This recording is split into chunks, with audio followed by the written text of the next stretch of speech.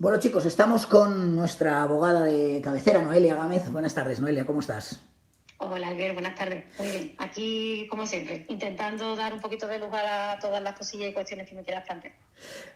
Muchísimas gracias por atenderme. Ya ves que no hay día que nos den tregua. En las últimas horas han trascendido las declaraciones que tanto Elisa Mouliá como Íñigo Errejón hicieron en el juzgado de instrucción. Recordemos que están en fase de instrucción. El caso de las supuestas agresiones denunciadas por Elisa Mouliá a Íñigo Errejón. Lo primero que te quería preguntar es si a ti llega un punto que ya nos sorprende como abogados que horas después, días después, aparezcan en los medios de comunicación los vídeos de las declaraciones que a priori yo entiendo que tendría que ser un proceso más íntimo, ¿no? Sí sorprende mucho. Luego yo como abogada y luego desde el punto de vista de información, me gusta que lleguen, pero me sorprende y además te puedo decir que dudo muchísimo que esa filtración de los vídeos salga del propio juzgado. Aquí estamos hablando de cómo es posible que lo que comentaba, ¿no? La Castorcita que nos ha enviado el audio antes, de cómo es posible que unas declaraciones, ¿no? En una fase de instrucción, que es algo íntimo, vean la luz y sean publicadas en los medios de comunicación, además de forma íntegra. Creo, pero no lo sé, que deben de filtrarlo los abogados de las partes. Nosotros tenemos acceso a todos los vídeos del... No os lo puedo poner más alto, no os lo puedo poner más alto porque es el volumen. Pensad que esto es una grabación telefónica que ya ha pasado por un filtro y no os lo puedo poner más alto. Así que os pido, por favor, que si lo escucháis bajito, yo ya, si queréis, me callo para no tener problemas de sonido, subáis al máximo el volumen porque no lo puedo poner más alto, lo tengo yo al tope, ¿de acuerdo? Gracias. Procedimiento completo, desde el principio hasta el final. Y en el momento cero, es decir, hay una aplicación donde se suben esos vídeos, tú te los descargas y los tienes luego para prepararte el juicio, para verlo con tu cliente, para prepararte tú todo. Y no creo que parte la filtración de los juzgados, pienso. No lo sé, que igual me equivoco porque funcionarios también hay en los juzgados trabajando que puedan o quieran filtrarlo.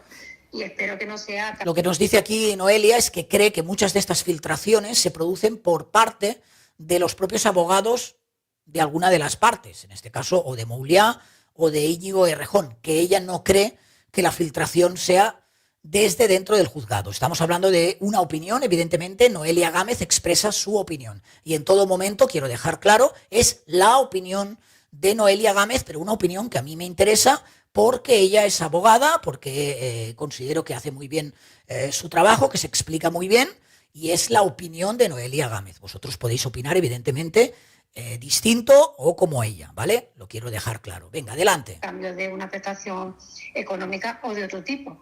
Pero sí me sigue sorprendiendo. Claro. ¿Qué pasa? Y más íntegras. Es que están completas. Exacto. Enteritas. Que no se me ocurre, es decir, hay algunas situaciones más, pero no se me ocurre algo más íntimo que defenderte o declarar ante la justicia, ¿no? Para que luego todo eso trascienda públicamente y se abra, ahora llegaremos porque es lo que está pasando, un juicio mediático, ¿no? Un juicio mediático paralelo. Claro. Es que es tremendo. Es tremendo porque además ves las personas, estás viéndolo todo, estás viendo los gestos, estás viendo todo lo que dijo, qué se preguntó, cómo interviene el fiscal, cómo interviene el juez, que aquí en este caso ha intervenido de una manera muy contundente. Exacto. Si te parece, vamos a esto, porque es uno de los puntos que está generando más debate, más polémica, también más debate en redes sociales especialmente. Estas preguntas que han, bueno, es verdad que ha trascendido toda la declaración, pero estas preguntas algo más contundentes, tú usabas este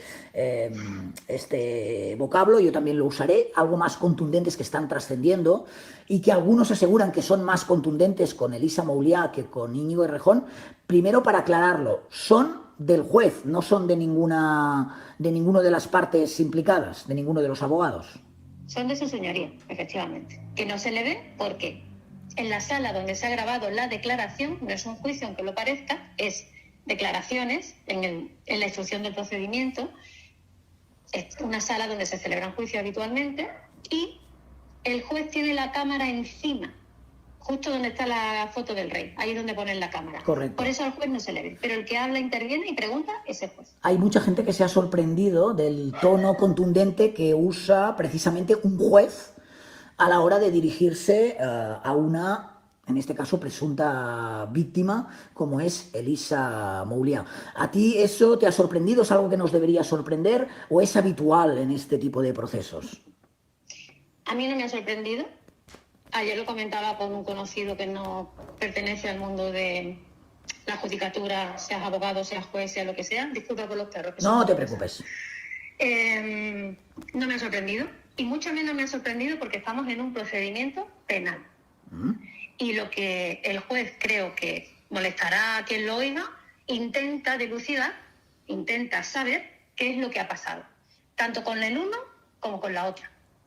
Y en este caso, ella declaró primero. Y ella, desde el principio, se contradice con lo que comentó, lo que denunció ante la policía.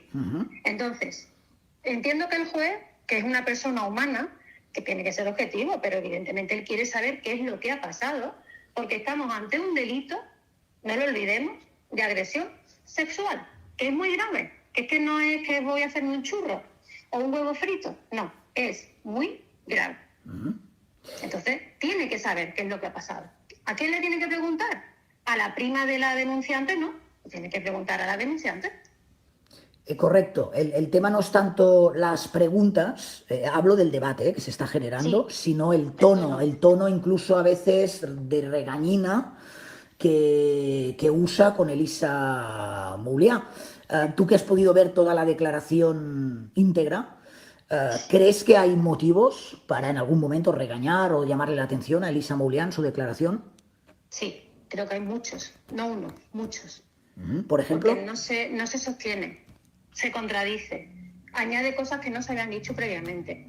El que esté nerviosa o no, eso es normal y le pasa a todas las personas que tienen que ir a declarar, sean testigos, sean partes implicadas, sea denunciante, sea denunciado. Los nervios los dejamos aparte. Pero, desde mi punto de vista, viéndolo de forma objetiva, la declaración, he estado en infinidad de declaraciones desde que empecé a ejercer, Albert. Y he llevado temas penales al principio y temas complejos, y he trabajado además en juzgados, porque trabajé en juzgados también, concretamente de instrucción y luego en una sección penal, y los temas penales que se trataban eran muy complejos también. Es lo normal. Hay que saber qué es lo que pasa. No puedes quedarte con, vale, esta señora o este señor me cuenta una historia y me la tengo que creer. No, hay que averiguarlo. Y hay que ser conciso, hay que ser contundente, hay que saber, hay que apretar a la persona, el denunciante o el denunciado. Hay que apretar, hay que saber qué pasa, cómo, en qué momento. Si te das cuenta, en la declaración, el juez va por partes al milímetro, al minuto. Sí. Desde que salen de la presentación del libro hasta que ella al final se va de casa de Íñigo Rejón. Correcto. Al detalle, quiere saberlo todo. No deja ni un minuto sin intentar saber qué es lo que pasó. Hasta la canción de... Perdona el chascarrillo. De los secretos que querían poner en el aparato de música donde se estaba reproduciendo. En la fiesta. Sí, todo, absolutamente todo. Esa es la función del juez y del fiscal también. Más tibia había la fiscal, pero bueno, es que cada una tiene una personalidad también, que somos humanos. Más moderada en las preguntas, más parada, más vía el fiscal. Pero bueno, entiendo que también empatizas, ¿no?, con la persona, mujer también. La chica estaba muy nerviosa, bueno. Claro, pasa, esta es una de las cosas, que quizás más se ha criticado. También hay gente que lo defiende, cuidado. En redes sociales, la falta de empatía ante una supuesta víctima por parte del juez, a la hora no tanto de qué pregunta, sino cómo lo pregunta. Pero tú consideras que no es así. No, creo que hay que saber lo que pasó. Y ella es la que ha denunciado una agresión sexual.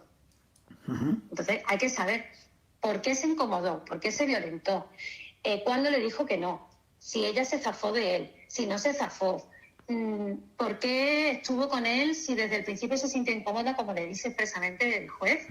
Luego siguió con él. ¿Por qué le invitó a la fiesta de casa de los amigos de él?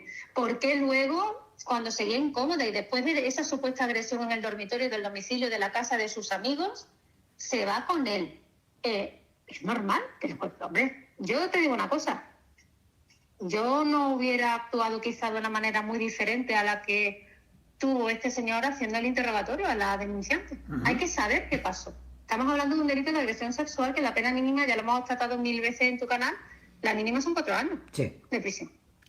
Que es muy grave, ¿no? Yo no te voy a pedir, Noelia, porque no es nuestro objetivo que hagamos un juicio paralelo, pero sí que por tu experiencia como abogada, después de escuchar las declaraciones de ambos, especialmente de la víctima, ¿crees que con estas declaraciones, con esta declaración de Lisa Mouliá, estamos más cerca de que haya un sobreseimiento provisional de la causa, o crees que tu olfato dice que podríamos, no sé si se dictamina un auto de transformación y entonces vamos a juicio? Voy a ser muy clara. Desde mi humilde punto de vista, viendo las declaraciones, tiene que haber más, tiene que haber declaraciones de testigos, seguramente ellos declaren más veces, pero atendiendo a lo que vi ayer, a lo de ayer, a lo que se publicó, aunque las declaraciones no fueron ayer, fueron la semana pasada. Sí. Atendiendo a eso, estamos, desde mi humilde punto de vista, insisto, más cerca de un archivo de denuncia que de que siga adelante. Por las contradicciones que crees que ha caído. Es que hay muchas. No tiene sentido. Hay muchas cosas que dice que no tiene sentido.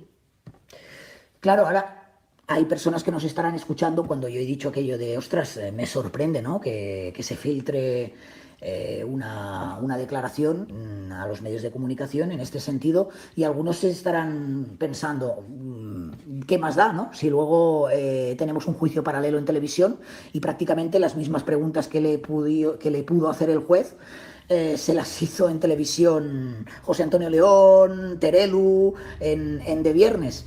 Creo que ya lo hablamos contigo, ¿no? Entiendo que, yo no sé qué tipo de asesoramiento está recibiendo Lisa Mouliá, pero todos pensamos que puede ser algo más desfavorable que favorable, ¿no? Una declaración en este sentido paralelo al juicio, que no es un juicio, paralelo a la fase de instrucción en televisión. Sí, yo insisto en eso. Sigo pensando que le puede perjudicar, no sabemos lo que sucederá, pero es que además hay causas muy particulares en las que ha dicho una cosa completamente diferente en televisión a lo que dijo ante el juez. Por ejemplo, ¿podemos poner un ejemplo? ¿Podemos poner un ejemplo mira, para que la gente lo una cosa entienda? muy graciosa, que además tú la destacaste el otro día, bueno, muy graciosa, a mí me hizo mucha gracia. Las cervezas. Cuando estaban las cervezas, cuando estaban en el bar, después de la presentación del libro, bebieron cerveza. Ella, ante el juez, nunca dijo que ella bebió una cerveza especial para personas celíacas, sin gluten, que son el tipo de cerveza que suelen beber. Pero en televisión sí lo dijo, ¿eh? Sí.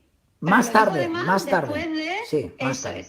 Eso es. ¿Por qué? Porque es que en el propio juzgado yo me escuché la declaración íntegra. Habla de cerveza en el bar, habla de cerveza en casa de este señor, Sí. de Íñigo Rejón. Sí. Ya avanzada la noche, muy avanzada la noche. Bueno, al final de la noche. En ningún momento habla de cerveza sin gluten, en ningún momento. Bueno, es una de las grandes contradicciones que hay entre el relato de ambos, ¿no? Sí. Íñigo Rejón asegura que estuvieron hablando, que sacó 2 cervezas, que puso música, y ella asegura que solo entrar ya empezó a saco, para entendernos, con esos tocamientos que supuestamente también había realizado en la fiesta. Aunque la principal contradicción aquí, y supongo que aquí donde girará, entiendo, si no me lo dices, Noele, con esto terminamos todo el debate, todo el juicio, es el consentimiento, ¿no? Si hubo o no hubo consentimiento. Esa es la base de todo. Y si la relación fue consentida o no. Y qué tipo de relación hubo. Si fue una agresión, en este caso el abuso antiguo, ahora ya se considera agresión también, con la modificación que se ha hecho a través de la ley del solo sí es sí, como ya hemos hablado nosotros en alguna ocasión. Antes era abuso y otra cosa es agresión. En este caso, según el relato de ella, hubo magreo, hubo tocamiento, hubo beso, hubo mostrar el miembro viril por parte de él, que se bajó el pantalón y se lo sacó. Hubo magreo de toda su parte del cuerpo, ¿no? Del pecho, todo. Sí. Aquí me ha llamado la atención la pregunta del juez, ¿eh? ¿Por qué cree que se sacó el miembro viril? Le pregunta al juez. Hombre, pues no sé. Quiero decir, la pregunta me ha... O sea, hay dos cosas que me han llamado la atención y luego cuando Íñigo Errejón se defiende asegurando que nadie en la calle habla diciendo lo del solo sí es sí. Sí, eso es muy llamativo. Pero yo entiendo que si tú estás con uno de los grandes propagadores del solo sí es sí, que eres el político y portavoz, sí que es más normal que alguien te pueda decir, ¿no eras tú el que pregonabas lo del solo sí es sí? Sí, pero es que fíjate, yo no me creo que ella esa noche le dijera a él, Íñigo, de verdad me parece increíble que tú precisamente estás haciendo esto, solo si es sí. Yo no me creo eso. Esa es otra cosa, se trata ya de creer, sí. Si estaba tan ebria y estaba tan mareada y estaba con la cabeza que lo veía todo doble y... Sí. También estaba lúcida para decirle eso. Es que no lo sé. Sí, pero que el argumento de él no lo dijo, pero además dice, ¿quién habla así en la calle, no? Que dices, ostras... Es que en eso lleva razón. Cierto es que él es uno de los políticos que han intentado imponernos este discurso, pero yo no creo que la gente vaya por ahí diciendo cuando queda para ligar un sábado por la noche, oye, solo sigue sí. No, entre un amigo y una amiga o entre dos desconocidos no lo creo, pero yo pienso que si tienes, no sé, es como si tienes al gran gurú de antivacunas, por ejemplo, y te dice que te vacunes. Pues ahí sí que podría entender que alguien le sacara el lema de la campaña, ¿no? Le dijera, ¿no eres tú el de vacunarse? Sí, mal. A ver, yo te digo, yo voy a tenerlo delante en una situación así y quizás sí se lo digo. Bien en plan sorna, bien de verdad. Pero que ella lo dijera...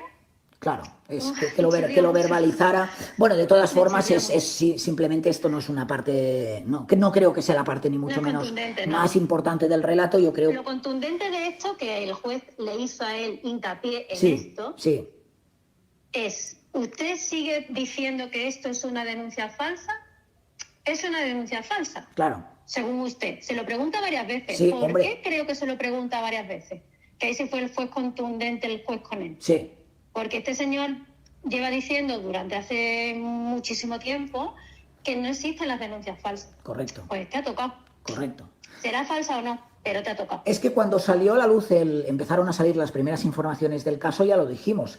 Íñigo Errejón está atado de pies y manos, en el sentido de que tiene que decidir entre defender su inocencia, que yo creo que es lo prioritario, si a mí me están acusando... Lo está haciendo muy bien, ¿eh? Si a mí me están acusando de Han descargado todas las conversaciones, las han cotejado, han ido a un notario, han levantado acta, han hecho una pericial informática, lo está haciendo bien la defensa, muy bien. Tenía que elegir entre defender algo que es muy grave, porque afecta a tu reputación, como es un presunto delito de agresión sexual, o... dar voz a algo que durante años, ¿no? Públicamente admitías que no existía, como son las denuncias falsas. Claro. Para acabar... Todas las mujeres dicen la verdad y que todas las mujeres tienen que protegerse de los hombres malvados, ¿no? Claro. Hasta que te encuentres tú un caso como ese y entonces cambia el argumento, pero claro, es verdad que de cara a la ciudadanía que ha votado al partido político, esto genera bastante desconfianza.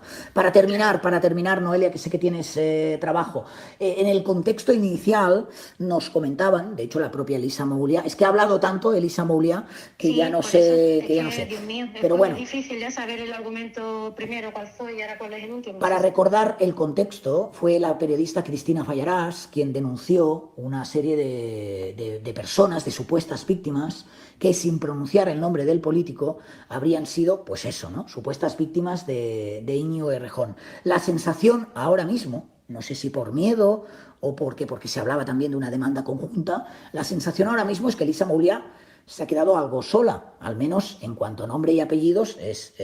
A la demanda de Aida Nízar se archivó y ahora se ha quedado sola. ¿Crees que lo que, no sé si lo estoy verbalizando bien, pero lo que podría salvar o lo que podría legitimar más en este momento el discurso de Moulia es que realmente salieran otras supuestas víctimas de Íñigo Errejón y se volviera a poner el foco en Íñigo Errejón, porque la sensación que yo tengo es que ahora más se está poniendo más ahora el foco en Elisa que en Íñigo Errejón. ¿Crees que esto le ayudaría, el hecho de que salieran, pero no anónimamente, sino nombres y apellidos de otras mujeres que supuestamente han sido agredidas por Íñigo Errejón? Le beneficiaría mediáticamente en primer lugar y por supuesto luego a nivel judicial, porque si verdaderamente hay más denuncias contando lo mismo, parecido o otro tipo de agresiones de índole sexual como es la que tenemos de otras mujeres, al final por acumulación te tienes que creer o no si este hombre el comportamiento es habitual, es siempre el mismo, ha habido más intentos, ha habido más personas agredidas, pero también te digo, en cada procedimiento se tiene que ir a las pruebas que haya en cada procedimiento. Lo que pasa que, claro, si hay un sumatorio de muchas denuncias, por lo mismo, hombre, claro, tiene un peso importante. Claro, yo lo digo porque siempre va a ser el juez que dicte la sentencia, que es otro juez diferente al de la instrucción, siempre lo recalco porque es importante, será cada juez el que tenga que dilucidar lo que cree y lo que, en base a toda la prueba practicada en el procedimiento, de qué ha sucedido. Correcto.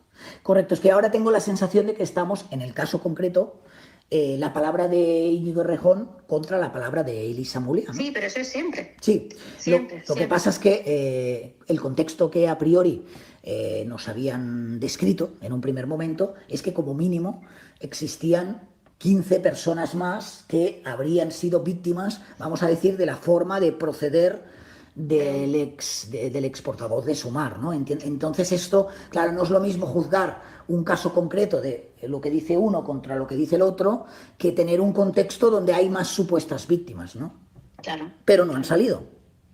No, de momento no. Y también te digo, las denuncias anónimas no sirven absolutamente de nada. En una red social todavía menos. Correcto. Denunciar en una red social no sirve de nada si no hay un recorrido jurídico. Si vas a una comisaría, lo primero que te piden es tu DNI. Claro. Nadie puede denunciar anónimamente, salvo los trabajadores ante la Inspección de Trabajo. Noelia Gámez, siempre es un placer que nos pongas luz. No sé si quieres añadir algo más del caso o alguna conclusión que tengas, o si no, lo dejamos aquí. Que ha sido muy ilustrativo el ver los vídeos de las declaraciones y que se ha reforzado a nivel mío personal lo que yo pienso. Que aquí se ha aprovechado el momento para hacer una denuncia o si verdaderamente sucedió, ella no se sabe explicar. Es que me queda la duda, pero mi balanza tiende a no me lo creo. No me creo que fuera una agresión sexual como tal.